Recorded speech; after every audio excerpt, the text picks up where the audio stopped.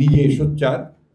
আমি বারবার করে বলেছি, যদি মুক্তিযোদ্ধাদের ভাতা দেওয়া হয়, জুলাই যোদ্ধাদের ভাতা হয়, তাহলে গুম হয়ে পরিবারগুলোকে কেন ভাতা দেওয়া?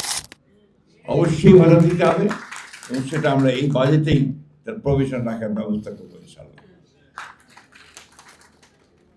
এটা কম্পেনসেট করা যাবে না তাদের ক্ষতিগুলো, পাশে তো দাঁড়াতে পারি আমরা, আমাদের রাষ্ট্র হিসেবে আমরা তাদের সহযোগী হিসেবে তাদের পাশে তো দাঁড়াতে পারি, তাদেরকে সাহস দিতে পারি।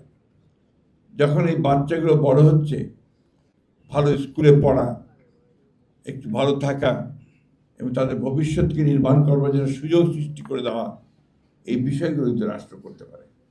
আমি বিশ্বাস করি যে এগুলো রাষ্ট্র করবে, এটা রাষ্ট্রের দায়িত্ব বলে আমি বিশ্বাস করি। আমি কথা বেশি বলবো না, আমি এই কথা বারবার করে বলতে চাই যে আমরা আর এই গুম হয়ে যাওয়া ঘটনাগুলোর সঙ্গে সম্পৃক্ত হতে চাই না ভবিষ্যতে।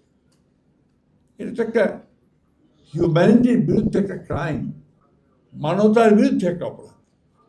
প্রকাশ্যে এদের বিচার হওয়া উচিত, শাস্তি হওয়া উচিত।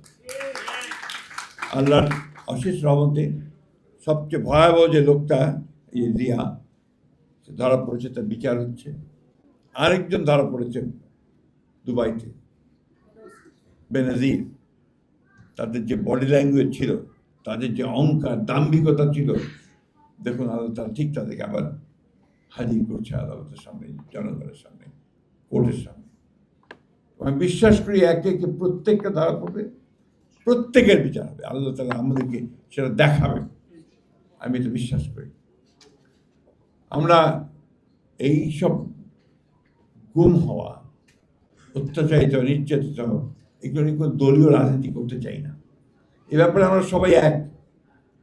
আমরা বিচার চাই, আমরা তাদের পাশে দাঁড়াতে চাই, তাদের স্বীকৃতি চাই, তাদের আইনের যে শক্তি, সেই শক্তি তাদের হাতে তুলে দিতে চাই।